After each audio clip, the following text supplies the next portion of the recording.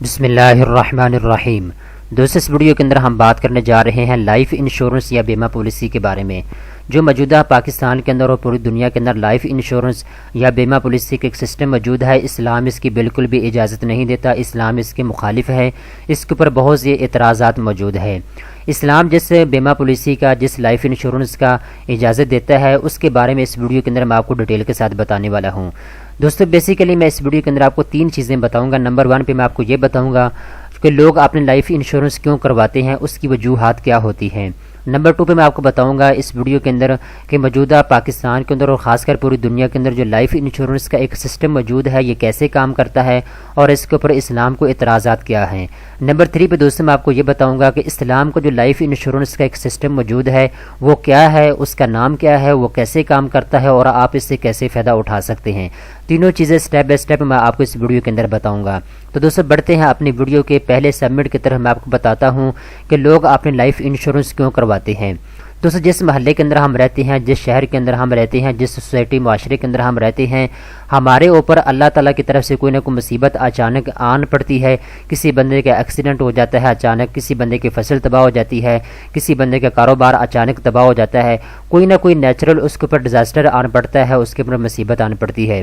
تو اچانک بندے کو اپنے قدموں کے اوپر کھڑا ہونے کے لیے پیسوں کی ضرورت پڑتی ہے۔ تو دوستو لوگ کیا کرتے ہیں، اپنی لائف انشورنس کروا لیتے ہیں۔ مثال کے طور پہ ایک بندہ ہے، اس نے اپنی ہیلتھ کی انشورنس کروا رکھی ہے، ٹھیک ہے دوستو، 1 مہینے کے لیے۔ 1 مہینے کے اندر اگر اس بندے کا کوئی ایکسیڈنٹ ہو جاتا ہے، جس کمپنی نے اس کی ہیلتھ انشورنس کی ہوئی ہے، وہ فوری طور پہ کمپنی اس بندے کا علاج معالجہ کروائے گی۔ جتنے پیسے اس بندے کے اوپر لگیں گے وہ کمپنی اس بندے کے اوپر لگائے گی، اس کا علاج معالجہ مکمل طور پہ کروائے گی، ٹھیک ہے دوستو۔ ان مصیبتوں سے بچنے کے لیے لوگ جو ہیں اپنی لائف انشورنس کروا لیتے ہیں، اپنی ہیلتھ انشورنس کروا لیتے ہیں، اپنی ایجوکیشن انشورنس کروا لیتے ہیں، ٹھیک ہے دوستو۔ اب یہ تو چیز آپ کو پتہ چل گئی۔ اب دوستو میں آپ کو یہ بھی بتاتا چلو، یہ جو انشورنس لوگ کرواتے ہیں، بیمہ پالیسی کرواتے ہیں، اس کی مختلف ٹائپس ہوتی ہیں۔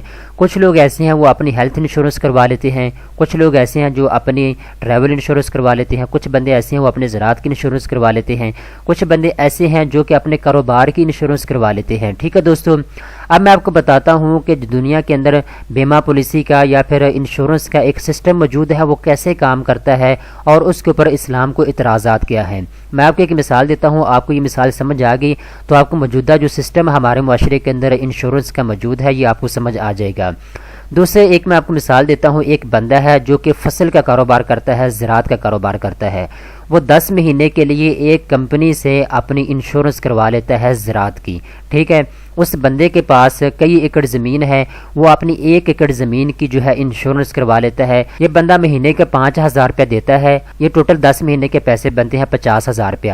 اگر 10 مہینوں کے اندر اندر اس کی فصل تباہ ہو جاتی ہے، سیلاب آ جاتا ہے، آگ لگ جاتی ہے، کسی قسم کا کوئی نقصان ہوتا ہے اس کی فصل کو، تو کمپنی کے ساتھ اس کا معاہدہ ہے کہ کمپنی اس کو 5 کروڑ روپیہ دے گی 10 مہینوں کے اندر اندر اگر اس کا نقصان ہو جاتا ہے فصل کا، ٹھیک ہے دوستو۔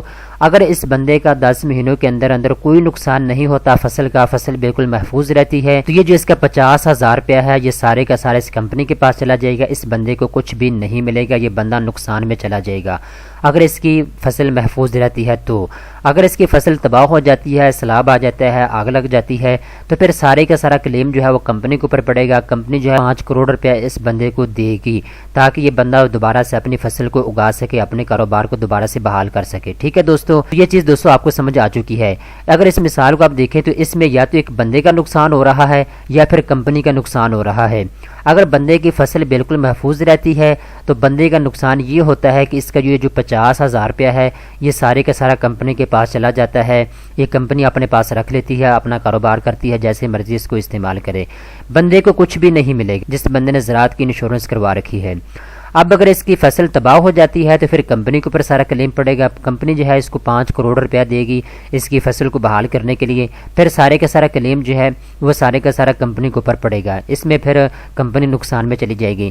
اسلام کو اس کے اوپر اعتراض یہ ہے کہ یہ جو نقصان کا ایلیمنٹ اس میں شامل ہے یہ بالکل بھی اسلام کے اصولوں کے مطابق نہیں ہے، اور دوسرے نمبر پہ اس میں سود کا ایلیمنٹ شامل ہے جس کے بارے میں اسلام نے سختی کے ساتھ منع کیا ہے۔ اسلام نے یہ کہا ہے جو بندہ سود کا کاروبار کرتا ہے وہ اللہ تعالیٰ کے ساتھ جنگ کا اعلان کرتا ہے۔ ٹھیک ہے دوستو، سود کس کو کہتے ہیں؟ یہ بندہ 50,000 روپے اس کمپنی کو دے رہا ہے، اس کے بدلے میں کمپنی جو ہے 5 کروڑ روپیہ اس کی فصل کے اوپر لگا رہی ہے، یہ سود ہے۔ ٹھیک ہے دوستو، تو اسلام کے اس کے اوپر اعتراضات موجود ہیں۔ اب دوستو یہ تو آپ کو معلوم ہوگا ہمارے معاشرے کے اندر جو موجودہ انشورنس کا ایک سسٹم موجود ہے یہ بالکل غلط ہے، اسلام کے اس کے اوپر اعتراضات ہیں۔ اب دوستو ہم بات کر لیتے ہیں اسلام کا جو ایک سسٹم موجود ہے انشورنس کا، وہ کیا ہے، وہ کیسے کام کرتا ہے۔ میں آپ کو ایک مثال دیتا ہوں، آپ نے اس مثال کو اچھے طریقے کے ساتھ سمجھ لینا ہے۔ ایک محلے کے اندر 10 بندے رہتے ہیں، وہ 10 بندے یہ ڈیسائیڈ کرتے ہیں کہ ہم نے اپنے سال 2021 کو بالکل محفوظ بنانا ہے، اس کو اسکور کرنا ہے۔ ٹھیک ہے دوستو، تو یہ 10 بندے ڈیسائیڈ کرتے ہیں کہ ہم جو ہے کمیٹی ڈال دیتے ہیں، 5-5 ہزار روپیہ فی بندہ ادا کرے گا۔ یہ 10 بندے 5-5 ہزار روپے مہینے کا ادا کرتے ہیں ایک سال کے لیے، تو یہ ٹوٹل بنتا ہے 6 لاکھ روپیہ۔ ٹھیک ہے دوستو، یہ 6 لاکھ روپے ایک بندے کے پاس جمع ہو جاتا ہے، جو کہ ان کی رضامندی کے ساتھ اس بندے کے پاس 6 لاکھ روپیہ 12 مہینوں کا جمع ہو جاتا ہے۔ ٹھیک ہے دوستو، یہ سارے لوگ جو ہے 5-5 ہزار روپے مہینے کا دے رہے ہیں، 12 مہینوں کا یہ 6 لاکھ روپیہ بنتا ہے، یہ اس کے پاس جمع ہوتا جائے گا ماہانہ قسط کے ساتھ۔ ٹھیک ہے دوستو، اب یہ بندہ لیڈر ہے، اس کو ان تمام لوگوں کی مرضی کے ساتھ اختیار حاصل ہے، یہ جو پیسے اس کے پاس جمع ہو رہے ہیں یہ بندہ ان پیسوں کو 2 طریقوں کے ساتھ استعمال کرے گا، 2 طریقوں کے ساتھ اس پیسے کو جمع کرے گا۔ نمبر 1، یہ جو 80% اس کے پاس اماؤنٹ جمع ہو رہی ہے اس کے ساتھ یہ بندہ کاروبار کرے گا۔ میں نے کتنی رقم بولی ہے؟ 80%۔ 80% جو رقم ہے اس کے ساتھ یہ بندہ کیا کرے گا؟ اپنا کاروبار کرے گا۔ ٹھیک ہے دوستو، میں یہاں پہ لکھ دیتا ہوں آپ کی آسانی کے لیے۔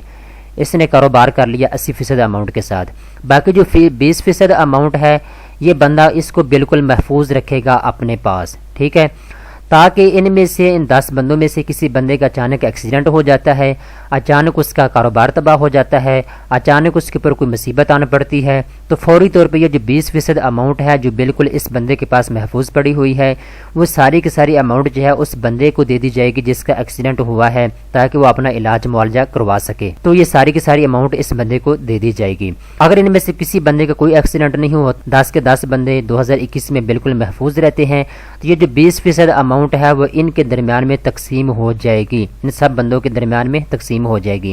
اگر ان میں سے کوئی بندہ فوت ہو جاتا ہے تو اس کے بچوں کو یہ 20% اماؤنٹ دے دی جائے گی، یا پھر اس کے بھائیوں کو، جو بھی اس کے رشتہ دار موجود ہوں گے ان کو یہ 20% اماؤنٹ دے دی جائے گی۔ اب دوستو بات آ جاتی ہے یہ جو 80% اماؤنٹ ہے جس کے ساتھ یہ بندہ اپنا کاروبار کر رہا تھا، یہ بندہ کیا کرے گا؟ جتنا بھی اس نے منافع کمایا ہے اس 80% پیسوں کو استعمال کرتے ہیں وہ سارے کا سارا یہاں پہ لکھ لے گا کہ اس نے کتنے لاکھ روپے کما لیے ہیں۔ ٹھیک ہے، یہ بندہ یہاں پہ کیا کرے گا؟ لکھ لے گا۔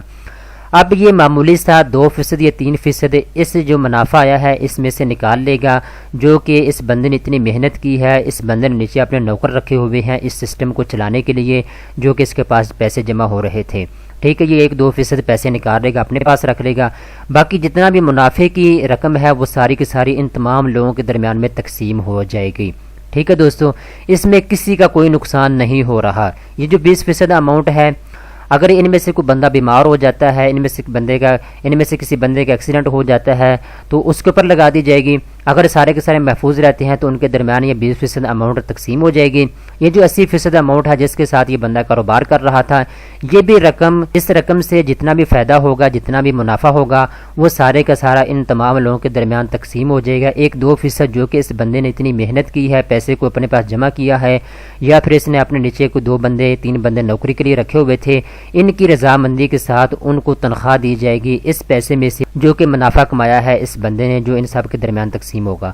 ٹھیک ہے دوستو، امید کرتا ہوں کہ آپ کو تینوں چیزیں سمجھ آ چکی ہیں، لوگ اپنے انشورنس کیوں کرواتے ہیں، جو موجودہ ہمارے معاشرے کے اندر انشورنس کا ایک سسٹم موجود ہے، اسلام کے اس کے اوپر اعتراضات کیا ہیں، اور اسلام کا جو تکافل کا سسٹم ہے وہ کیا ہے، کیسے کام کرتا ہے، اس کے بارے میں نے آپ کو ڈیٹیل کے ساتھ سمجھا دیا ہے۔ دوستو امید کرتا ہوں یہ ویڈیو آپ کو پسند آئی ہوگی، اس طرح کی مزید اچھی ویڈیو دیکھنے کے لیے چینل کو سبسکرائب کر لیں۔